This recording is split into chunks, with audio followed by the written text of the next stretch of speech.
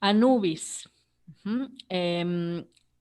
Cuerpo humano, cabeza de animal, en este caso es un chacal negro, un perro negro, y los egipcios fueron expertos en hacer este tipo de imágenes, ya sea escultóricas o pictóricas.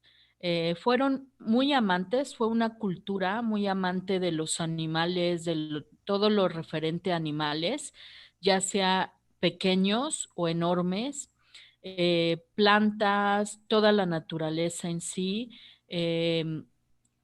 La vida cotidiana estaba imbuida en varios aspectos que tenían que ver con todos estos seres, y los egipcios, al ser tan observadores, se fueron dando cuenta de las cualidades de la naturaleza misma y de cada uno de estos animales.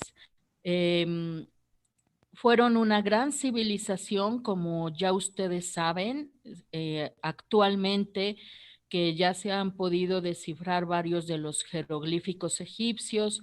Se puede estudiar esta cultura desde varios aspectos, gracias justamente a sus manifestaciones artísticas que dejaron básicamente en las tumbas. Y algo de lo que se ha podido descifrar es que eran muy amantes y adoradores de los animales. Los animales, todos tienen cualidades, incluso los animales que nos den más terror, ¿no?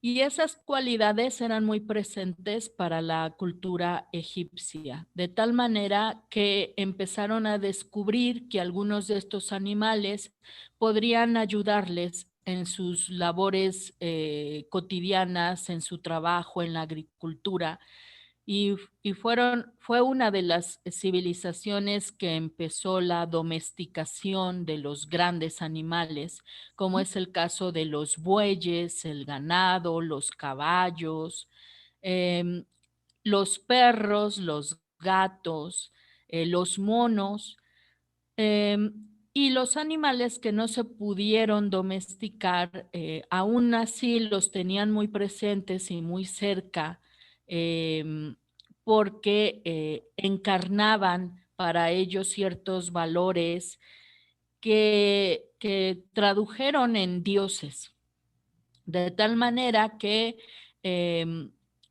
vamos a encontrar que en varias de estas representaciones de dioses en particular, eh, agregaban algún elemento de esos animales. Ujú.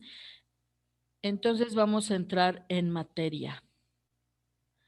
Aquí, por ejemplo, estamos viendo una pequeña esculturita hecha en esteatita esmaltada, y es una figura de una madre mona con su cría. Ujú.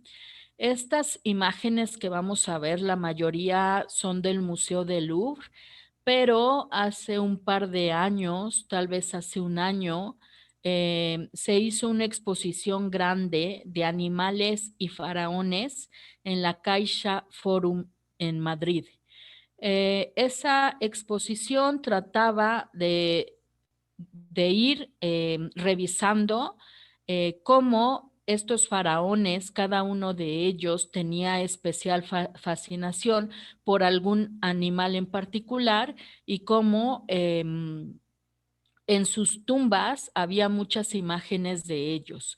No solamente imágenes, fueron más allá. Actualmente se han encontrado muchas tumbas con varios animales momificados, y para que entiendan cómo era el cariño que tenían hacia todos estos, incluso se han encontrado insectos momificados.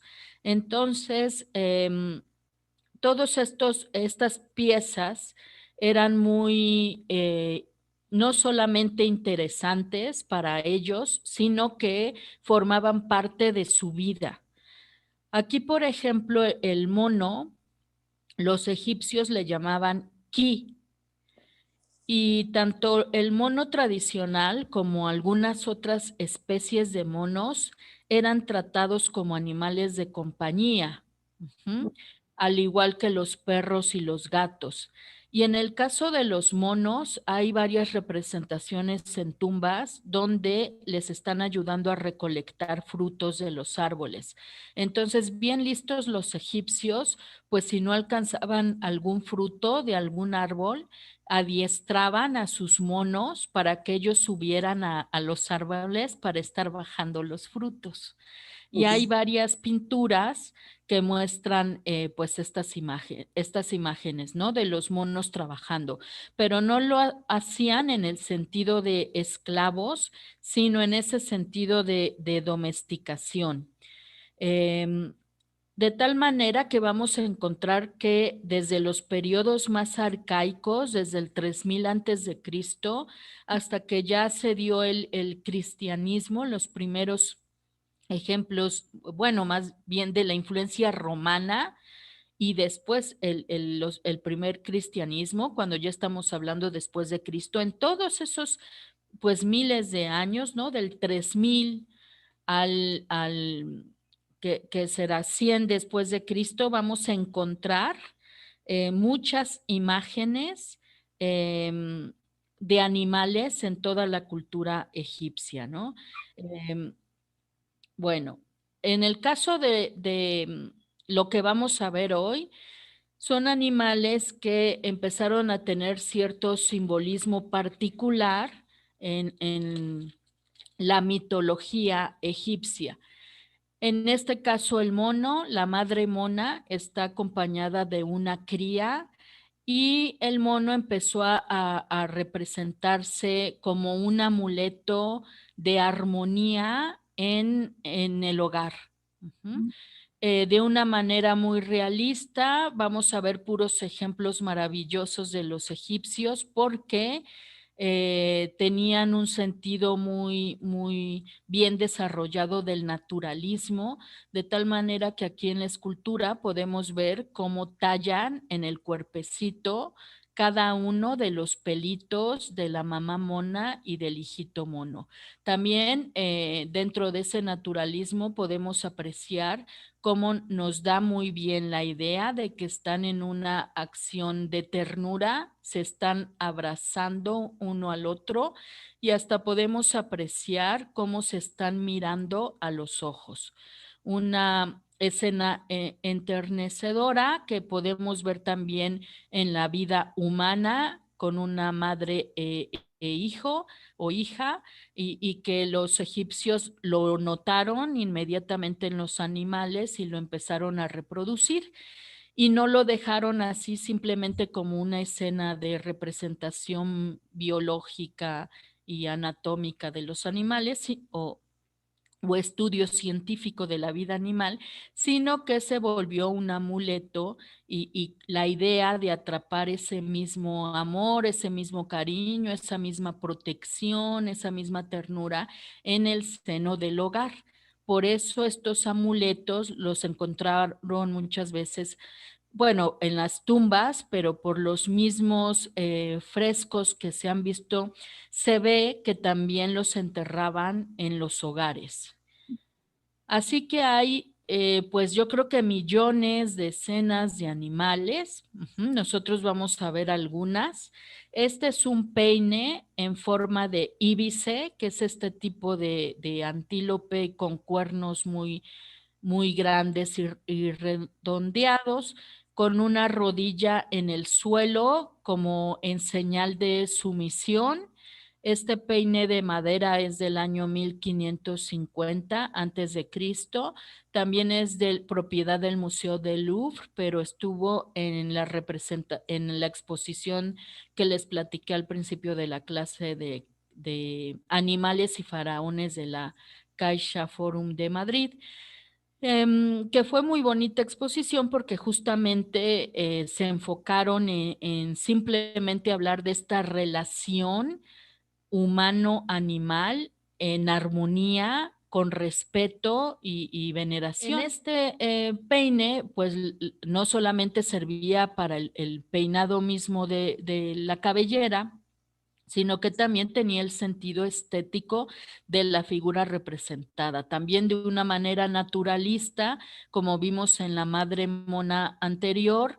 El escultor de esta pieza pequeña también no llega a medir más de 25 centímetros.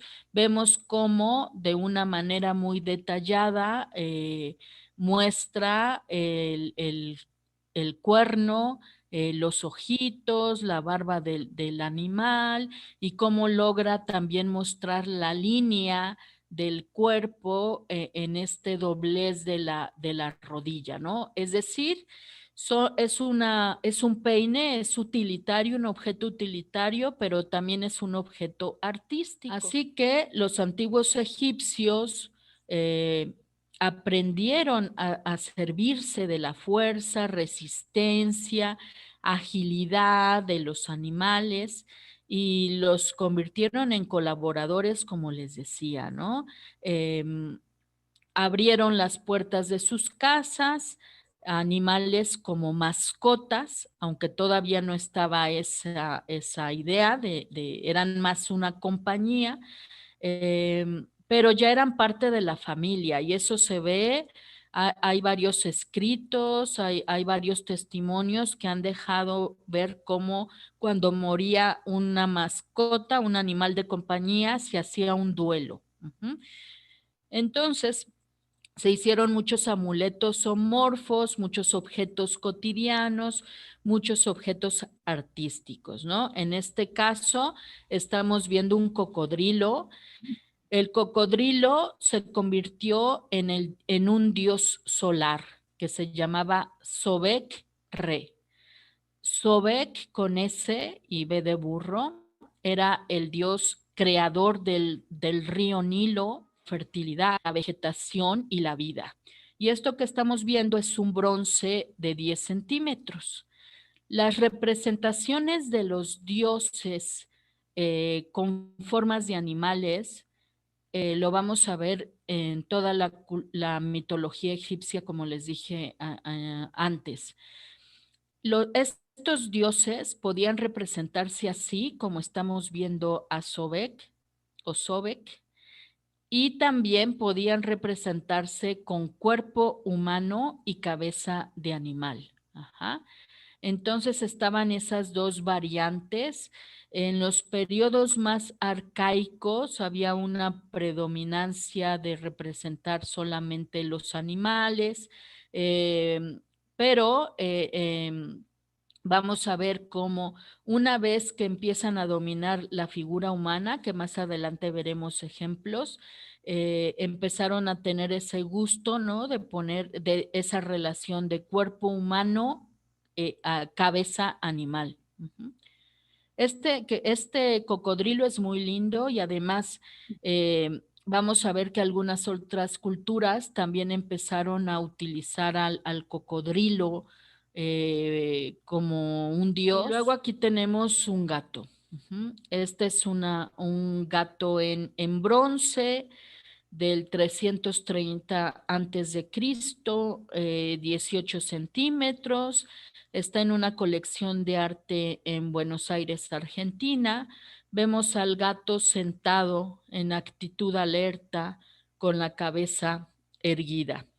Para los antiguos egipcios, el Miu, así le decían al gato Miu, era importantísimo. Lo empezaron a domesticar, como les dije, desde los periodos arcaicos del 2000 al 3000 antes de Cristo. Era el animal favorito de la realeza. Se sabe que Tutmosis, el faraón Tutmosis, mandó construir un sarcófago todo deliciosamente tallado y con piedras preciosas y demás para su gata, Tamit. Y el gato se empezó a convertir en favorito de la realeza y de los que podían mantenerlos bien. Porque todos los animales, como les dije, tienen una cualidad y si podemos ver incluso los que nos dan más miedo, la cumplen. En el caso de los gatos, como ustedes saben, son cazadores. Entonces, en esas épocas, y bueno, también ahorita, ¿no? Pero en esas épocas en que guardaban los cereales y todo lo que utilizaban para la comida en silos, en contenedores, era importantísimo para ellos mantener todo eso libre de animales que se lo pudieran comer, como es el caso de los roedores, por ejemplo. Y entonces los gatos pues cazaban a los roedores, entonces era una relación de ayuda entre el ser humano y los felinos. Si tomamos en cuenta que además en la civilización egipcia tenían un gusto muy particular por la estética, por la línea, como lo podemos ver en sus manifestaciones artísticas, podemos entender también que la figura misma de los felinos les atrayera, ¿no? Entonces, llegó un momento en que el gato se empezó a convertir en la diosa Bastet o Bast o Bastis. Eh, es la diosa felina que defendió al dios Ra contra los ataques de la serpiente Apophis. Ya lo vimos en alguna clase que Apophis era representado como una serpiente y que siempre estaba tratando de tirar la barca solar del dios Ra. Y entonces una de las defensoras del dios Ra era esta diosa con cabeza felina. Se convirtió poco a poco en representación de la vida y la energía del sol. Y también por otro lado, conforme fue avanzando el culto a esta diosa, empezó a representar también la parte dual, que es la noche y la luna. En la vida cotidiana, los gatos recibieron un trato muy especial en la cultura egipcia, ¿no? Y esta deidad, Bastet, empezó a representarse también para tener la imagen en las casas porque estaba vinculada con la vida doméstica, era guardiana del hogar, defensora feroz de los hijos, era la diosa de la fecundidad y de la maternidad. A veces la representaban así como un gato doméstico, como aquí la pueden ver, no cualquier tipo de gato, o sea, era un gato atento, con las orejas levantadas. Y acá estamos viendo otros dos ejemplos. Los dos son del Museo Arqueológico de Estambul, uno mejor preservado que el otro. Ajá. Este es el de la izquierda, es del periodo arcaico, más o menos del 2890 antes de Cristo, y es de madera pintada. El de la derecha es del 664 antes de Cristo. Entonces le llamaban Bastet, Bast o Bastis. Eh, para los egipcios, el gato en sí, el gato solito, solito, ya era una encarnación de la diosa. Así que por eso eran tan adorados. Y de hecho hubo una ciudad que se llamó Bubastis, Bubastis, que se consagró totalmente al culto de los gatos. Y de allí, de esa ciudad, proceden centenares de gatos momificados que fueron enterrados en memoria de esta diosa, ¿no? Bueno, en 2018 se descubrieron aparte en Saqqara, en el Cairo, 7 tumbas de diferentes épocas faraónicas. Contienen decenas de momias de gatos, momias de escarabajos y estatuas de madera de gatos, ¿no? Dentro de las estatuas hay más de 100 y se consideran que eran retratos. Ajá. Entonces, los escultores en madera pues se ponían a retratar a cada uno de los distintos felinos, y para ellos esto tenía el sentido estético de la línea. Para ellos era un goce estar retratando a los gatos, ¿no? Pero también servía como un amuleto. Ajá. Aquí pueden ver cómo fueron encontrados los distintos sarcófagos con los distintos gatos momificados. Hay unos gatos muy grandes, otros gatos más pequeños. Lo interesante que eso abarca a todos los animales, o sea, hay hasta cocodrilos disecados, y les decía que insectos, es que hacían la técnica correcta de momificación, el embalsamiento, el mismo que utilizaban para los faraones y para los escribas y para los príncipes y princesas. Lo utilizaron también para los animales, ¿no? Entonces era un respeto, y porque acuérdense que para los egipcios había vida después de la muerte, y para ellos era importante que el cuerpo físico se mantuviera lo mejor posible. Y pues ellos pensaban que así estos animales que eran compañeros de ellos también iban a pasar el mismo destino, que era vida después de la muerte. Muy interesante, ¿no? Ver cada uno de estos gatos momificados. Y algunos de ellos, por ejemplo, aquí tienen las típicas vendas de momias. Aquí tienen ya sus pequeños sarcófago, y el pequeño sarcófago va ricamente pintado, ¿no?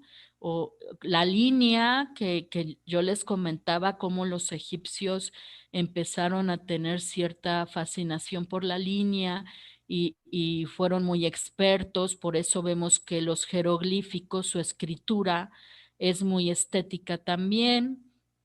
Esto, por ejemplo, está en el Museo del Louvre. Es una momia que se cree que puede ser del 660 antes de Cristo. Como está uno de los problemas que encontramos con varias de las piezas que están en los museos grandes, piezas egipcias, es que muchas de ellas se descontextualizaron porque fueron saqueadas esas tumbas, y por ejemplo en el siglo XIX, y las piezas que estaban en las tumbas se fueron vendiendo cada una por separado. Y llegó un momento en que pues sí, las compraron los museos, las adquirieron, pero no sabían exactamente el lugar donde habían sido, de donde habían sido sacadas. Así que les ha llevado mucho tiempo especificar bien, correctamente la época, y mucho más saber de qué tumba es o de qué parte pues, del complejo de tumbas del Antiguo Egipto. Aquí pueden ver cómo el artista que pintó este sarcófago muestra los ojos muy grandes del felino, cómo utiliza el puntillismo para mostrar dónde van los bigotes, cómo trata de dar una diferencia en la representación de las orejas con estas franjas de color. Le pone aquí unas cejas que parecen alas de mariposa. Los colores que escogieron también, ¿no? Un azul turquesa y la cabeza en tonos amarillos. Los felinos, independientemente de si nos caen bien o nos caen mal, es innegable que tienen son muy bellos estéticamente hablando. Tienen unos ojos brillantes con unos colores muy especiales, igual el pelaje. Y para los egipcios eso era muy evidente, así que era un pretexto, ¿no? También para poder hacer sus representaciones estéticas. Además, fíjense que para ellos estaban representando también a esa diosa que como les platiqué anteriormente tenía muchos significados. Otra de las representaciones muy común era que llevara la cabeza de felino, de gata, y el cuerpo de mujer. Y en el caso de Bastet, siempre llevaba un vestido entallado con figura curvilínea. ¿Por qué? Porque acuérdense que era la diosa de la fecundidad y de la fertilidad. Entonces, hay relación entre lo curvilíneo con la fertilidad, justamente.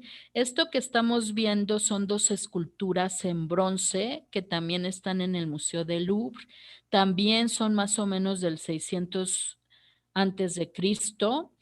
Y Bastet entonces era símbolo de protección, de amor carnal, de armonía, era símbolo de protección en los hogares, en los templos, y además de llevar la cabeza de gata y el vestido, el cuerpo de mujer y el vestido entallado, también le ponían atributos. Bueno, el vestido por lo general siempre iba en corte en B. Ajá. Y luego llevaba atributos en sus manos que varían. En estas imágenes ya, aunque les haga el zoom, no se ve claramente, están muy desgastadas, pero puede llevar el Ankh, la llave de la vida, que ya lo vimos cuando vimos las cruces, la llamada cruz egipcia, y también lleva algunos otros adornos que ahorita vamos a ver en detalle, como en esta otra Bastet. Este está en el Museo Británico. Bastet con gatitos del año 900 antes de Cristo, y esta mide 27 centímetros. Es un bronce inciso, es decir, aquí tiene líneas. Los ojos tienen algo de oro y las orejas iban perforadas. Una de las representaciones muy típicas de Bastet, que ahorita no les traje ejemplos de ello, pero lleva un arete. Ajá. Bueno, entonces, una de las maneras de representarla también dentro de su iconografía o sus atributos estaba que fuera con más gatitos. Ajá, como para que quede claro que es diosa de la fertilidad. Y lleva este sistro, que ahorita se los anoto en el grupo. Sistro es un sonajero. Entonces, para que vean esa parte que no se las he mencionado, es que también era símbolo de alegría. Y el sonajero, el sistro, hacía un ruido muy particular, y lo relacionaban con el gato por esa parte lúdica. Los gatos son muy lúdicos, juegan mucho, y eso era otra de las cualidades que tomaban los egipcios. Uh-huh. Y en el mango, aquí en el mango del sonajero tiene otra diosa que vamos a ver ahorita más adelante, que es la diosa Hathor. Ahorita les escribo el nombre. Y aquí tiene otra figura, a ver, déjenme ver, sí. Esta figurita que tiene en su mano izquierda es una cabecita de leona, nada más que tampoco se alcanza a ver muy bien. La leona la representan mucho con Bastet, o sea, está el cuerpo femenino, la cabeza de gata, y luego aquí en el pecho le ponen una égida, que es como un escudo pequeño con cabeza de leona. Y es que también la representan dual. De hecho, se dice que las primeras representaciones de Bastet tenían la cabeza de leona. Hay otras diosas, hay por lo menos 3 o 4 diosas distintas egipcias con cabeza de leona, ¿eh? Y en el caso de Bastet, cuando le ponen la leona, ya sea en la mano o en el pecho, habla de su dualidad. Ajá. Cuando tiene la cabeza de leona, es peligrosa e irascible. Y cuando está sin la cabeza es pacífica y protectora. Y esto tiene que ver con el origen de la diosa Bastet. En el origen dicen que fue una diosa creadora que muy terrible y que era como una leona, que habla sobre la parte salvaje de los felinos y que en algún momento el ser humano al rendirle culto con el sistro y con otros rituales que se hacían, la pacificó y al pacificarla dejó de ser una diosa destructora y se volvió en una diosa protectora y ayudante del hombre, de tal manera que por eso le rendían culto, para que siempre estuviera en su lado pacífico y ayudara y colaborara con el ser humano, ¿no?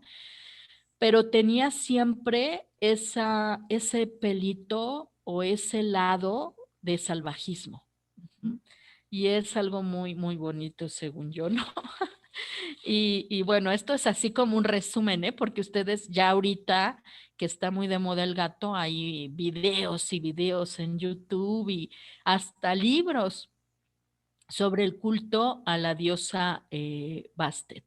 Ajá. Ahora, ¿se acuerdan que les platiqué de que se encontró en 2018 unas tumbas en Saqqara, en el Cairo, 7 tumbas distintas y que había momias de animales, ¿no? Bueno, dentro de esos animales estaban las momias de escarabajos. Estas son dos de los sarcófagos donde hay escarabajos momificados. Em, Pintados es piedra caliza, ¿no? Estaban aquí pintados 3 escarabajos, pero adentro estaban momificados, ¿no? Y es que el escarabajo es uno de los animales que tienen mayor simbolismo para los egipcios. Ellos que eran grandes observadores de la naturaleza, pues se dieron cuenta de la importancia del escarabajo pelotero, que iba, como ustedes sí han visto documentales de National Geographic, Animal Planet y ¿cómo se llama? Discovery, sabrán la importancia de este animal. Este animal va recogiendo los excrementos de los animales y los va haciendo una bolita, ¿no? Entonces, los egipcios empezaron a hablar del escarabajo como un amuleto de vida y de poder. Representaba al sol naciente y era símbolo de la resurrección en la mitología egipcia. ¿Por qué la resurrección? Porque del excremento, ¿no? De estos animales, los escarabajos hacían algo importante, ¿no? En la vida proporcionaba, en vida, perdón, el escarabajo vivo proporcionaba protección contra el mal visible o invisible. Ajá. Dando diariamente fuerza y poder. Y muerto y en la muerte, o sea, en las tumbas, el faraón o quien lo portaba adquiría la posibilidad de vivir después de la muerte. Entonces era importantísimo. De hecho, hay algunos escarabajos al cuales les incrustaban joyas y demás, ¿no? Esto que estamos viendo es un escarabajo en piedra que muy pequeño, es una miniatura. Del lado izquierdo estamos viendo la escultura en piedra del escarabajo y del otro lado tiene inscripciones. Y esto es un escarabajo conmemorativo de Amenhotep III, que fue uno de los grandes faraones egipcios. Todos los faraones egipcios fueron grandiosos porque hemos visto todo lo que hicieron gracias a esto precisamente, ¿no? A las inscripciones que dejaron en sus distintas tumbas. Gracias a eso sabemos todas las labores que hicieron, cómo fue parte de su vida, de quién fueron hijo, nieto, bisnieto y demás. Bueno, luego tenemos aquí a la vaca. Esta imagen ya la habíamos visto en algún momento. Aquí estamos viendo a Hatshepsut, la faraona, siendo amamantada por esta vaca. Y esta vaca es la diosa Hathor. Ahorita les escribo el nombre, que podía ser representada como vaca, ajá, o también cabeza de vaca y cuerpo de mujer, o cabeza de mujer con orejas de vaca. Ahí les puse el nombre. Hathor o Hathor era una deidad del cielo, ni más ni menos la madre de Horus y Ra. Por lo tanto, madre simbólica de los faraones. Todos de manera simbólica eran amamantados por ella. Protegía a Ra de sus enemigos. Y su lado benefactor, porque casi todos los dioses, acuérdense, tienen ese dualismo y que es algo muy particular de las culturas antiguas, tenían su lado bueno y su lado malo. Bueno, en su lado benefactor estaba que era diosa de la música, la danza, la alegría, el amor, la sexualidad y el cuidado materno. Uh-huh. También actuaba como consorte de varias deidades masculinas, entonces es madre de muchos dioses. Ajá. Y muy importante para la antigua cultura egipcia es que ayudaba a las almas de los fallecidos en su transición a la vida después de la muerte.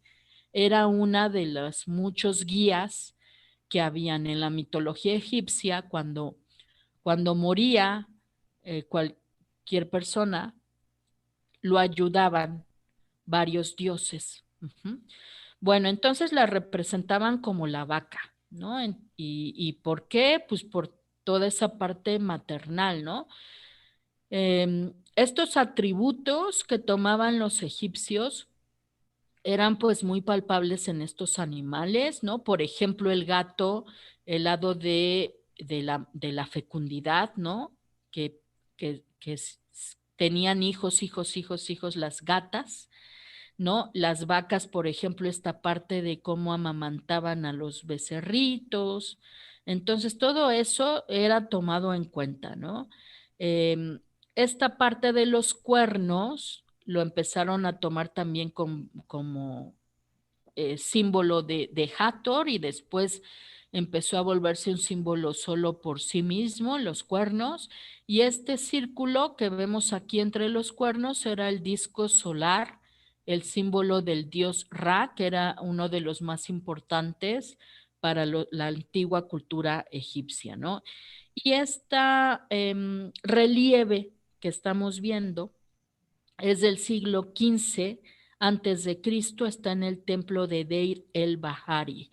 Así que hemos visto que no solamente encontramos manifestaciones artísticas dentro de las tumbas egipcias, sino también afuera en los templos. Y los egipcios podían hacer miniaturas como esto y podían hacer obras monumentales como esto que está aquí. Y los egipcios eran seres humanos que hay que estudiar y que hay que entender. Esta cabecita pequeña es Hathor otra vez, una cabeza de vaca del 1450 antes de Cristo, que está en el Museo Británico y está hecha de piedra cristal y tenía detalles, aquí se ve, en lapislázuli azul. Esto es una cejita azul y el ojo también. Blanca, ajá, blanca, porque estaba relacionada con la pureza. Los colores también tenían mucho significado para la cultura egipcia, ¿eh? Entonces, si era verde, pues era resurrección. Casi todos los colores tenían que ver con la parte de los puntos cardinales y con que hubiera un día siguiente. En ese sentido, es muy parecido a la cultura egipcia y varias de las culturas prehispánicas. Uh-huh. Aquí estamos viendo otra versión de la cabeza de Hathor. Esto es diorita, es una piedra, mide 53 centímetros, está en el Museo Metropolitano de Nueva York y es del año 1390 antes de Cristo. Hay que ver la línea, ¿no? La simpleza, el naturalismo, ¿no? Cómo representan las orejas de la vaca de manera frontal y cómo agregan esa parte humana con la peluca. Ajá. Si no fuera por la peluca, veríamos simplemente la cabeza de la vaca, sí algo estilizada por el disco solar y los cuernos, pero al agregar la peluca ya nos está hablando de la diosa y de esa relación con el ser humano. Pueden ver cómo el escultor de esta piedra logra dar una cierta expresión tranquila a la imagen, al gesto de la vaca. Fíjense de perfil, ¿no? Fíjense de perfil cómo muy bien proporcionada la forma del hocico, la peluca que nos da la forma, el volumen de la cabeza y los cuernos. De esto, ¿ven? Las orejas, ajá, pasaron también a esto, ¿no? En este caso es otra versión de la cabeza de Hathor, 1295 antes de Cristo, y esta es más pequeñita, mide 12 centímetros, es de madera y también está en el Museo Metropolitano de Nueva York. Rostro humano, orejas de vaca, la peluca, y muy típico, le agregaban a los felinos, a la diosa Bastet, como para garantizar la protección del hogar, del templo, y en este caso le ponen el ureus, la cobra, que era un símbolo del faraón, es decir, esta imagen era de un faraón o faraona. Y ven cómo pues empiezan a sintetizar, ¿no? Ya aquí no tiene los cuernos, ¿no? Pero simplemente con poner las orejas de vaca ya nos está hablando que es la diosa Hathor. Esta pieza es pequeñita, 12 centímetros, y vemos otra vez cómo si se aprecian muy bien los felinos, la cobra, la puerta, los jeroglíficos, la expresión. Fíjense aquí en la expresión. Serena, la expresión serena. Ajá. Y bueno. Pasamos al perro. El perro era denominado Yu o Tiesem y era una mascota muy apreciada para los egipcios, un compañero en la casa y un compañero para cazar. Ajá. Lo representaban en su versión egipcia, que es el chacal, es una variedad de canis. Dentro de los canis está el chacal, el perro, los lobos, los coyotes, y tenían especial predilección por representar al chacal negro o perro negro. Ajá. Y lo convirtieron en un dios, Anubis. Una de las representaciones más comunes de Anubis era así, ajá, eh, sentado o recostado sobre su estómago, como guardián, con las orejas paraditas y muy atento. Esta figura que estamos viendo está blanca, pero no es de ese color, era negra, ajá. Siempre lo representaban de color negro.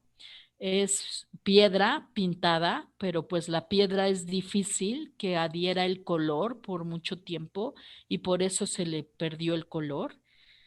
Y eso pasa con muchos de los mármoles griegos que eran pintados y pues se les cayó el color.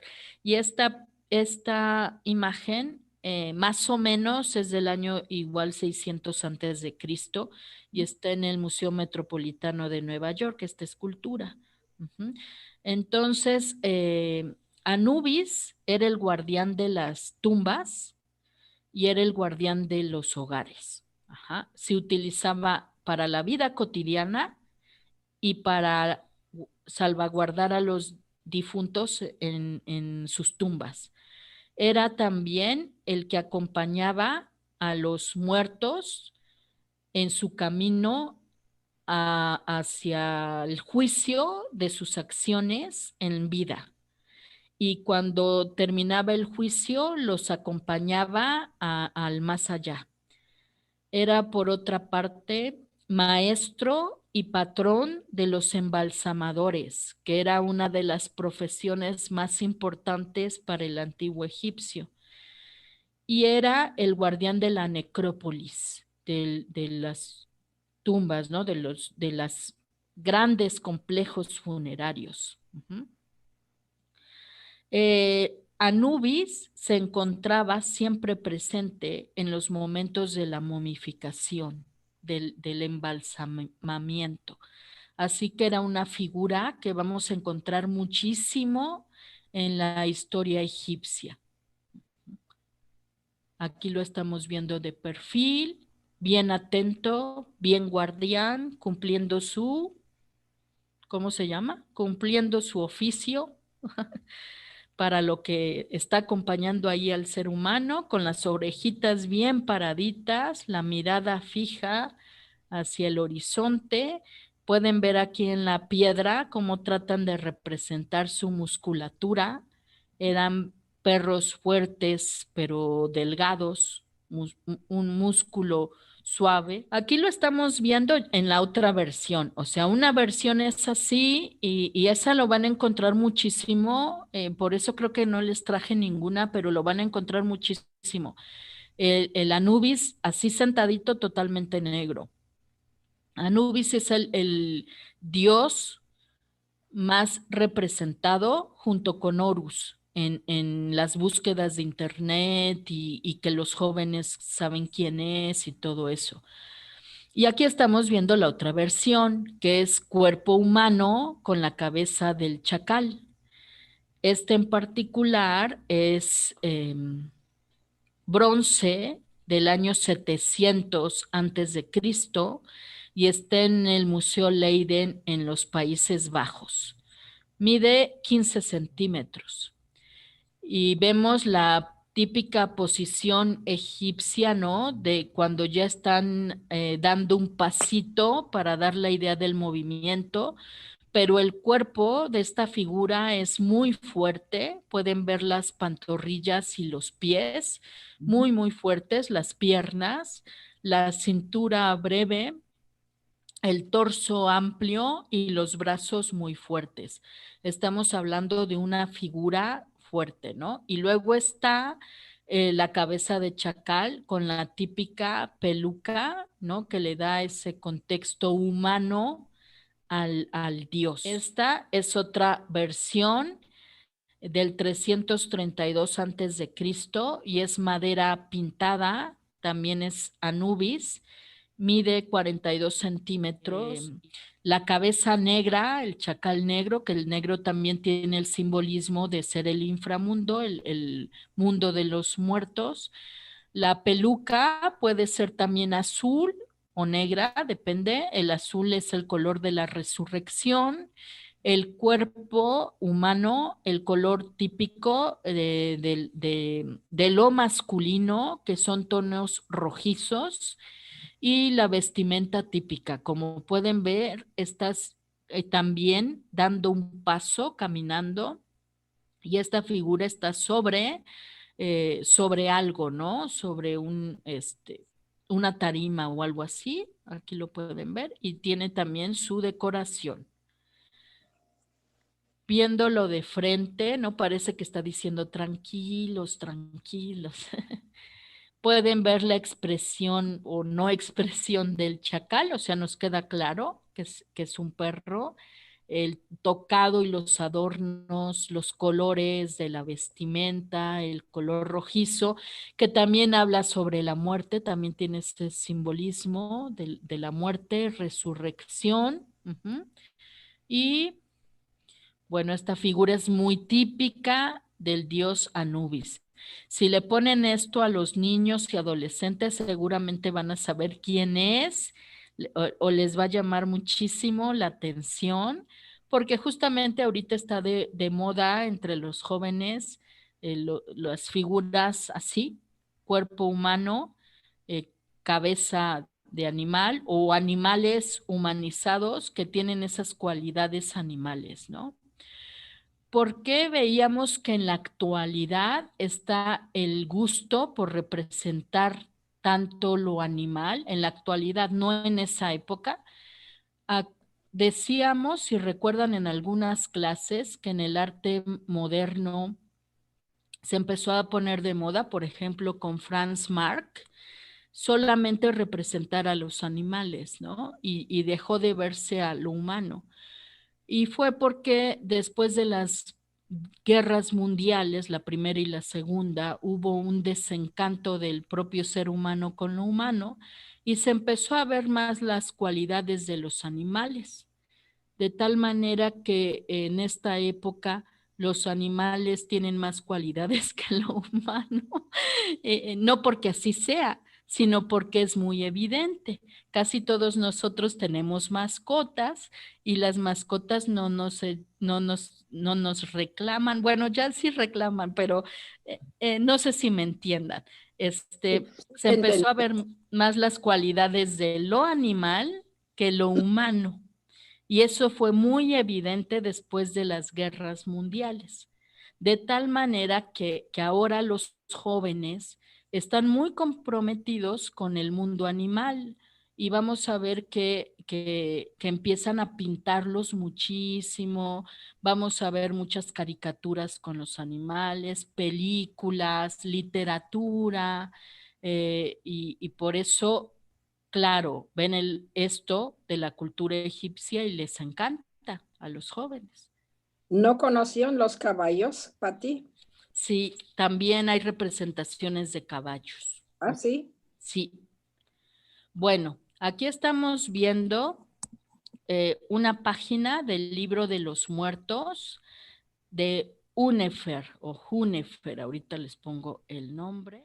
Hay representaciones de, yo creo que muchísimos animales, ¿eh? Que uno diría, pero ¿cómo los vieron o qué? Sí, eran muy conocedores del mundo animal los egipcios.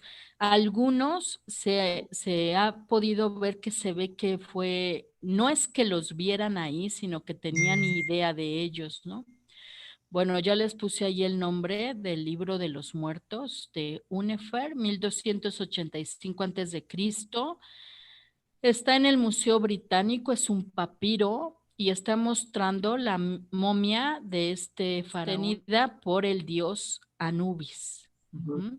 Está la esposa y la hija del faraón llorando, tres sacerdotes que van a realizar los rituales después de la muerte. Había todo un ritual para hacer lo de la momificación. Tenemos a dos sacerdotes que van a realizar también varios rituales. Aquí están todos los instrumentos, ahorita lo vamos a ver de acercamiento, que se utilizaban para el embalsamamiento de los humanos, el sarcófago y todo esto. El edificio blanco que vemos aquí representa la tumba con un portal y una pequeña pirámide. Luego está una estela que platica la vida del faraón y una serie de inscripciones jeroglíficos que platican sobre la escena, pero parte fundamental es Anubis, ¿no? Este gran dios chacal que era el fiel compañero del difunto. Ujú. Como ven, sigue esa idea del amigo fiel, que es el perro. Bueno, estéticamente hablando, pues vemos la línea, ajá. Tenemos unas figuras más grandes, que son las que nos llaman primero la atención, que son estas de la izquierda, los sacerdotes, que tienen el típico, el perfil típico de las figuras egipcias. Luego, en tamaño más pequeño, vemos las mujeres Y algo característico, las figuras masculinas pintadas en tonos más oscuros y las figuras femeninas en tonos blancos. Esto es algo que vamos a encontrar en la pintura egipcia y en la pintura griega. Ajá. ¿Por qué era eso? Porque en esas culturas en particular trabajaban más en la naturaleza. Los hombres en general, siempre va a haber excepciones en las labores del campo, y las mujeres pasaban un poco más tiempo dentro de las casas. Eso por un lado, o sea, físicamente sí se daba, pero por otro lado estaba también el sentido simbólico, ¿no? También de lo positivo, lo negativo, yin yang, la fuerza, ajá, y la contención. Entonces también tenía un simbolismo los colores. Y en la parte, pues que nosotros diríamos de abajo de la imagen, vemos otras figuras más pequeñas. Por lo tanto, cuando empezamos a ver este papiro, empezamos por las figuras más grandes y luego por las pequeñas. Y la escritura egipcia también se lee al estilo japonés. Es distinto la lectura que en Occidente. Ajá, entonces empezaba de derecha a izquierda. Bueno, viendo de cerca, vemos que tiene la cabeza de chacal con la peluca en azul, que nos habla de la resurrección, y vemos la figura de perfil dando un paso, cómo está conteniendo el sarcófago del faraón, la típica coraza con su barba, que es un elemento del faraón, la peluca y demás atributos. Vemos como las mujeres, para darnos la idea de que están llorando, se llevan el brazo hacia la cabeza. Aquí vemos cierto naturalismo del pintor, ¿no? Trata de darnos la idea de que se están lamentando. Vemos cómo pintan el pezón, ¿ya vieron? Uh-huh. Y la túnica, que en este caso no es tan transparente, blanca, ¿no? Y en las figuras de los sacerdotes, que pueden ver que están sonriendo, o sea, pareciera que están sonriendo. Incluso las mujeres no pareciera que lloran, nada más por el brazo, ¿no?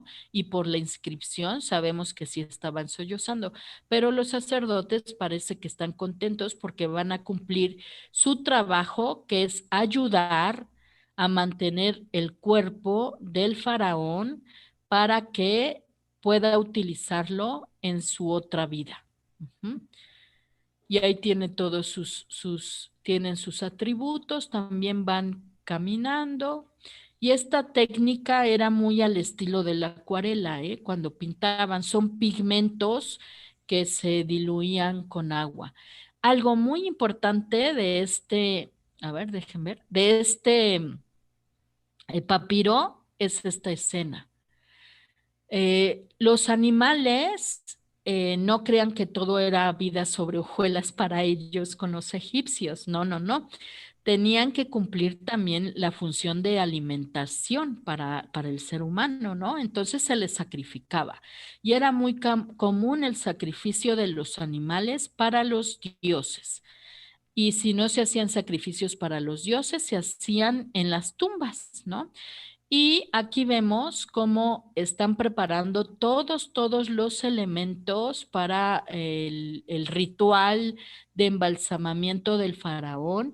Y dentro de los atributos está la patita de este carnero. Aquí pueden ver cómo el artista lo pinta sin pata, porque la pata está aquí. Aquí está llevando, vemos sin pata. No vimos cuando cortó la pata, estamos viendo cuando lleva la pata el sacerdote y la patita aquí.